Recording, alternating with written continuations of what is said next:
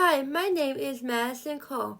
Thank you for taking the time to interview me today for the preschool teacher position. I recently completed my practicum at Madison Kindergarten Academy Preschool Center working with a class of 4-year-olds. I brought with me today my professional portfolio, which I created during my CDF 450 Early Childhood Practicum course at Eastern Kentucky University. Can you tell us a little bit about who you are as an educator? On page 2 of my portfolio, you can see my Meet the Teacher page, which shares a little bit about who I am, my teaching philosophy, and reflections. My name is Madison Cole, and I am currently a preschool paraeducator at an elementary school. I have experience working with children from birth through 5 years old, and I enjoy babysitting and doing art projects with young children in my free time. My teaching philosophy focuses on creating a warm, engaging, and inclusive environment where children learn best through play, hands-on experiences, and meaningful interactions. My portfolio highlights my growth during my practicum and how I'm becoming a more intentional and confident educator. What have you learned about using observation and documentation to guide your teaching? Yes, I have experience collecting documentation on students. During my practicum this past school year at Madison Kindergarten Academy Preschool Center, I collected 3 pieces of documentation on 2 students to track their learning and development. Today, I'll be showing you 1 piece of documentation for each student to highlight their growth and what I learned as a teacher. Looking at your professional development plan, how do you see yourself growing in the next 5 years? Over the next 5 years, I plan to continue growing as an early childhood educator. I have experience as a preschool assistant and as a lead teacher for a 1-year-old classroom. And I am currently a preschool paraeducator. After gaining more experience, I would like to become a lead preschool teacher. I will graduate from Eastern Kentucky University in December 2025 with my degree in Child and Family Studies, then plan to earn my director's credential. Eventually, I hope to pursue a master's degree in a disciplinary early childhood education to further my knowledge and advance my career. My completed resume that goes into much more detail is shown on page 4.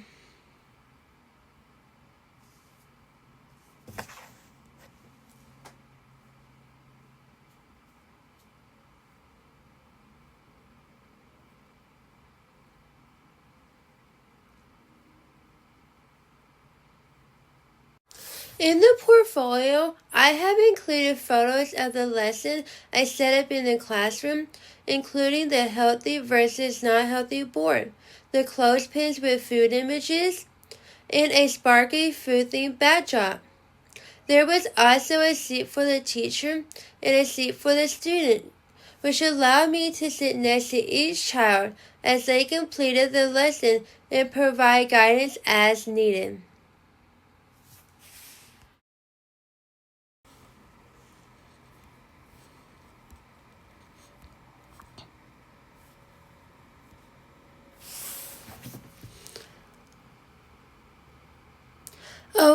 Looking at your professional development plan, how do you see yourself growing in the next 5 years?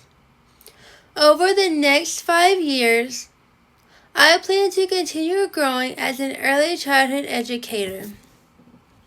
I have experience as a preschool assistant and as a lead teacher for 1-year-olds classroom. And I am currently a preschool paraeducator. After gaining more experience, I would like to become a lead preschool teacher. I will graduate from Eastern Kentucky University in December 2025 with my degree in Child and Family Studies. Then plan to earn my director's credential. Eventually, I hope to pursue a master's degree in a disciplinary early childhood education to further my knowledge and advance my career. My completed resume that goes into much more detail is shown on page 4.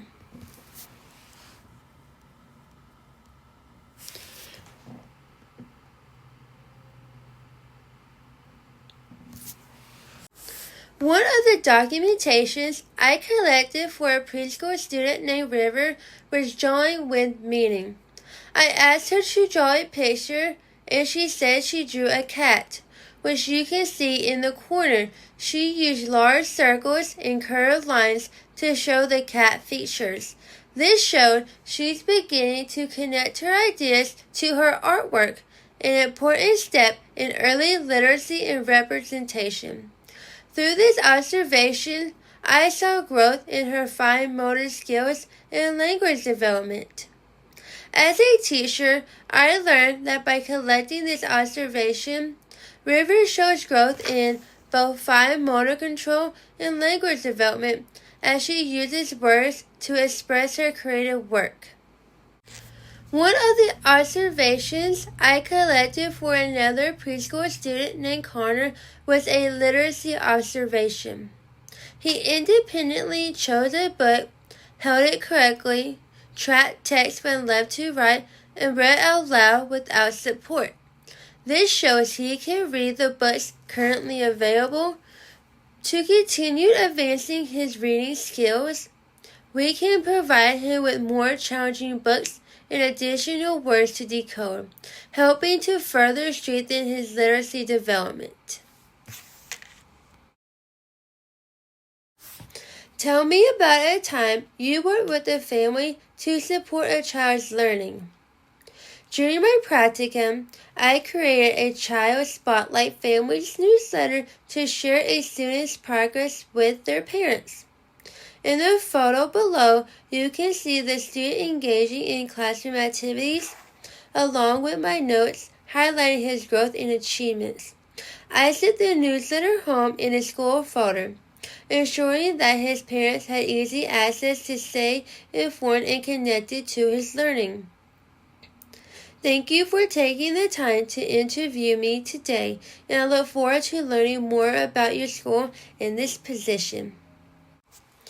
I'll be showing a few pages from my portfolio, each highlighting one student who completed the lesson.